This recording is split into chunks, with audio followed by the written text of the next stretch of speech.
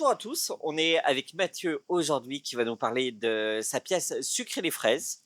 Alors Mathieu, dis-nous tout. Présente-nous Sucrer les fraises.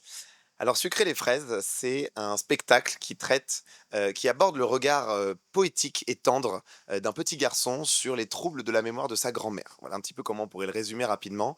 Il se trouve que Charlie a une grand-mère qui perd un petit peu la tête, qui a ses souvenirs qui s'effacent petit à petit et puis il va entendre que ses parents, veulent mettre sa grand-mère dans une maison. Alors il comprend pas trop ce qu'est cette maison, mais il a l'air de comprendre quand même que ça a pas l'air très rigolo et donc il va tout faire avec l'aide de ses 2 meilleures amies Clara et Ulysse pour faire en sorte que sa mamie retrouve ses souvenirs, parce que si elle retrouve ses souvenirs, il a cru comprendre qu'elle n'irait pas dans cette fameuse maison.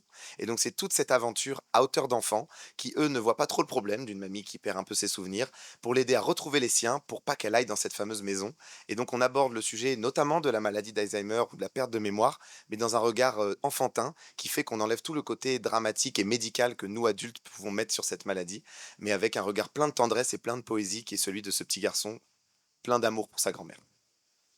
Et du coup, tu es comédien. Tout à fait. Et est-ce que tu as eu d'autres rôles dans la pièce?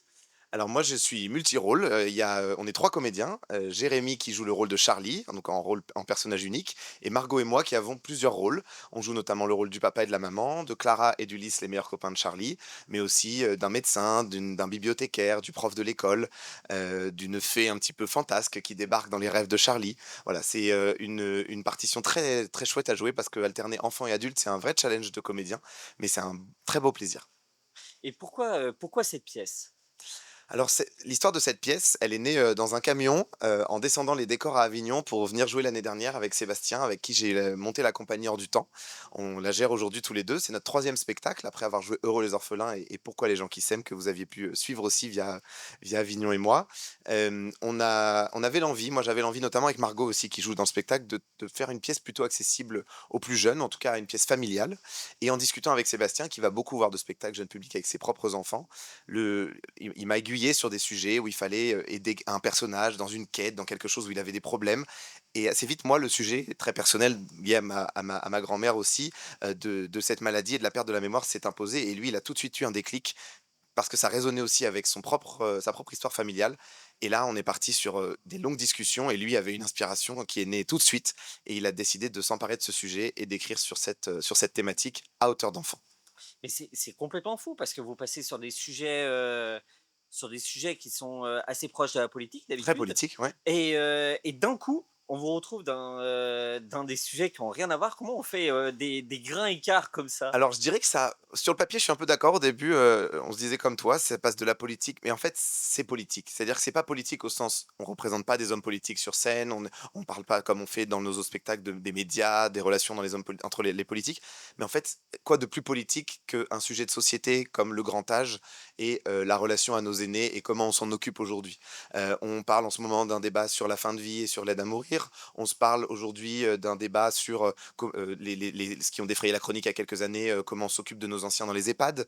En fait, tout ça, c'est la relation qu'on a à nos anciens et Alzheimer, aujourd'hui, c'est une maladie qui prend de plus en plus de place et quand c'est pas Alzheimer, bah, c'est d'autres formes de perte de mémoire pour nos anciens et je trouve qu'en fait, c'est aussi une manière de traiter un sujet politique et c'est un peu la marque de fabrique de notre, compagnie, c'est de traiter des sujets de société, mais avec un regard soit poétique, soit politique, soit tendre, soit humoristique, ça dépend des spectacles. Et comment,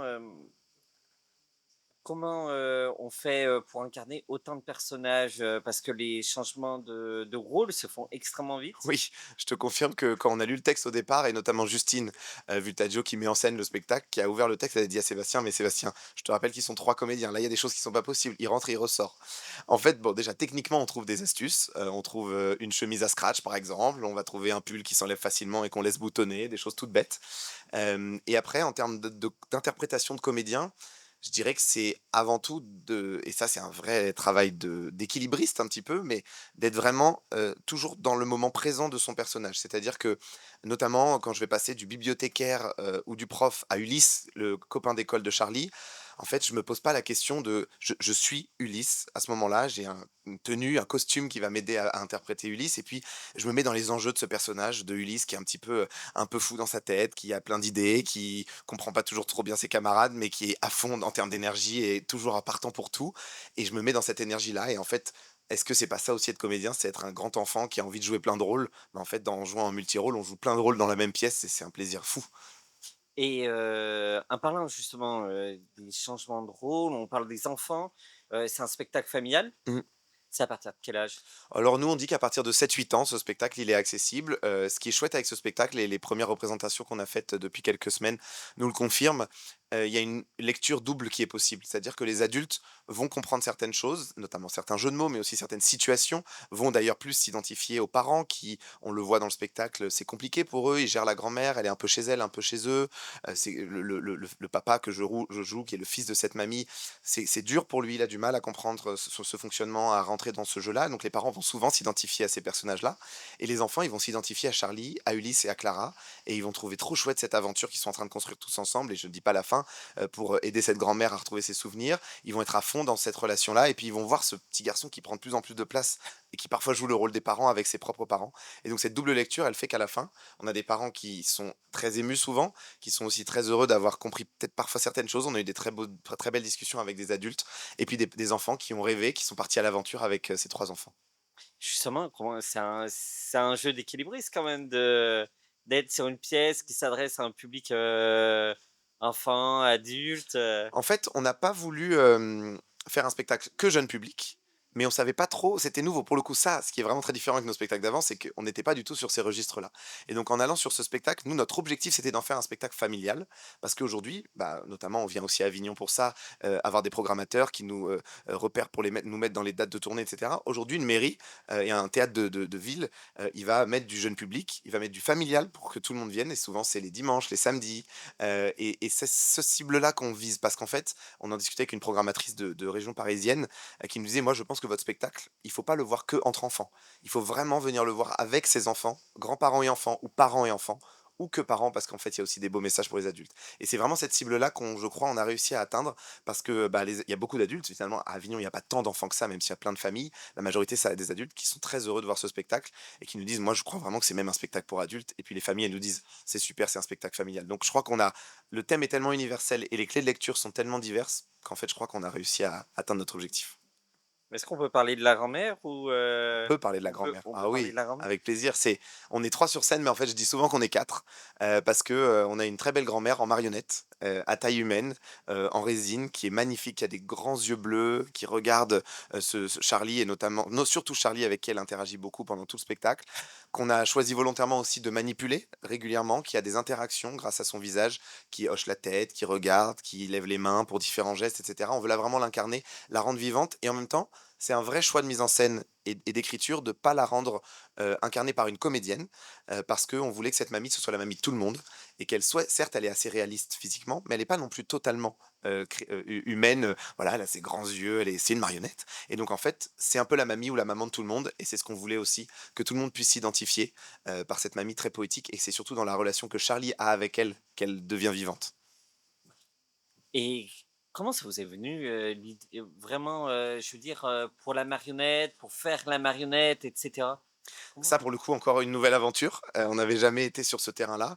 C'était une idée qu'avait Sébastien dans un coin de sa tête quand il avait, écrit le spectacle et en discutant avec Justine, ils ont vraiment trouvé ce terrain d'entente très rapidement de: «Il faut que ce soit une marionnette» et après, bah, on s'est dit nous, ni Justine ni nous n'avions travaillé sur ce type de matériaux et ce type d'art, parce que c'est un art à part entière et on s'est fait recommander, notamment par, le directeur de la Factory qui nous accueille, qui nous a donné le nom de cette marionnettiste, Francesca Testi, qu'on peut citer parce qu'elle est très reconnue dans le métier. Elle fait beaucoup de marionnettes pour plein de spectacles notamment ceux de sa compagnie, mais pas que. Et elle a tout de suite lu le texte et compris l'envie. C'était une marionnette qu'il fallait qu'elle soit légère parce que je vais tout de suite vers la fin, mais pas trop. Elle va être portée à des moments. Il fallait qu'elle soit manipulée, notamment au niveau de sa tête pour qu'elle puisse bouger. Le fauteuil roulant s'est imposé assez facilement pour pouvoir la faire rouler, la faire déambuler. Et voilà, et elle nous a très vite compris sur l'envie et l'esthétique que voulait aussi retransmettre Justine. Et on l'adore, notre mamie, elle est trop belle. Et là, je vais changer totalement de sujet Vas-y. et attention, gros changement de sujet. comment t'en es venu à devenir comédien? Ah oui, on change de sujet. Alors le lien peut-être ce serait avec mon grand-père, qui, est le mari de ma grand-mère qui, elle, est concernée par ces soucis. C'est pas lui qui m'a donné cette envie, mais je pense à lui souvent quand je parle de mon changement de vie parce que ça l'a beaucoup, interpellé au départ et puis maintenant il suit ça de très près. Il faut savoir que moi j'ai fait une école de commerce, j'ai fait des études de commerce, j'ai travaillé pendant 4 ans dans un groupe d'agroalimentaire et je faisais du théâtre avant depuis que j'avais 10 ans. J'ai arrêté quelques années, mais j'en fais depuis que je suis tout petit. J'ai jamais eu vraiment envie d'en faire mon métier, mais quand j'ai démarré ma vie professionnelle en tant que commercial, finalement, ça s'est revenu toquer dans un coin de ma tête, mais vraiment juste en mode passion et hobby. Et donc j'ai repris des cours de théâtre, à ce moment-là et là, je suis allé dans une école où mes profs ont commencé à me questionner, à me mettre la petite, graine dans la tête. «Tiens, pourquoi t'en fais? Est-ce que tu voulais pas en faire plus? T'as vraiment quelque chose à défendre sur scène?» Ils ont été super de pas me dire: «Mais t'es une star ou t'es pas une star, t'es un bon comédien», parce que finalement, c'est très subjectif. Mais ils m'ont mis la petite graine dans la tête de: «Si t'as vraiment envie d'en faire ton métier, fonce avec toutes les difficultés qu'on va te donner qui sont celles-ci.» Et du coup, j'en étais conscient et en fait, j'ai testé un an et demi. J'ai rencontré Sébastien avec qui on a monté la compagnie et depuis, ben, j'ai jamais refait marche arrière dans cette nouvelle vie, cette ancienne vie, pardon. Et je suis comédien, mais aussi producteur et administrateur de la compagnie et on produit nos propres spectacles et c'est une fierté immense. Justement, tu parles de difficulté. Quelle est la difficulté qui a été la plus dure à franchir? Je dirais que la difficulté, c'est de se faire connaître parce qu'en fait, on sait qu'aujourd'hui à Avignon, il y a 1 600, 1 700, 1 800 spectacles. Il y en a des très beaux, qui n'arriveront jamais à être vus, par assez de monde ou pas les bonnes personnes en tout cas. C'est un métier où il faut avoir du réseau, où il faut avoir le bon spectacle, bien écrit, bien fait, vu par les bonnes personnes et en fait, moi, je découvrais ce milieu de zéro parce que j'avais personne dans mon entourage qui faisait, ce métier. Je me suis armé de patience, j'ai utilisé les outils numériques, j'ai utilisé mon expérience de commercial, de contacter des gens, de les inviter, de leur faire voir notre spectacle et là, on est à notre 4e festival d'Avignon et on sent qu'on a acquis une petite notoriété à l'échelle d'Avignon parce qu'on a eu un spectacle qui s'appelait Heureux orphelins qui a bien fonctionné pendant 3 ans. Là, c'est notre 3e pièce. C'est construire petit à petit, pierre par pierre et puis on a trouvé un beau binôme avec Sébastien.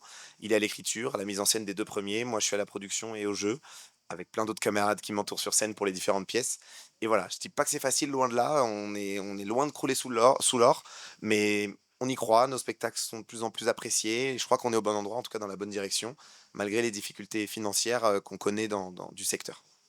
Et d'ailleurs, en parlant de d'autres spectacles, vous jouez aussi Les gens qui s'aiment. Oui, tout à fait, on joue «Pourquoi les gens qui s'aiment?», c'est notre 2e année.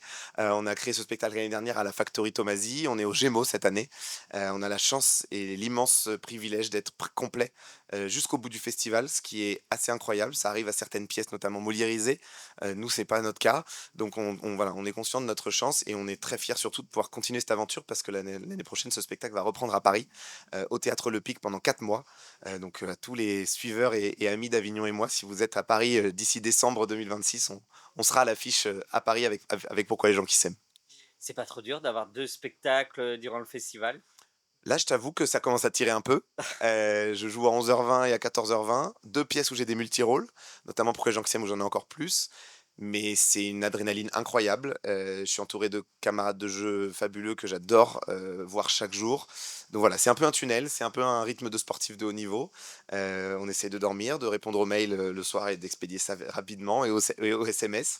Mais j'adore, c'est des pièces dont je suis tellement fier, qu'on a produit nous-mêmes avec d'autres, producteurs qui nous suivent, dont je m'occupe de A à Z et donc en fait, c'est tellement chouette de pouvoir voir ces projets, vivre aussi bien et aussi longtemps à Avignon. On va revenir un peu à la pièce. Si tu devais la définir en 3 mots, ça serait lesquels? Je dirais que ce serait, le rêve, la poésie et la famille. Rêve, poésie et famille. Ouais, je crois que ça résume bien, l'état d'esprit de ce spectacle. Et là, si,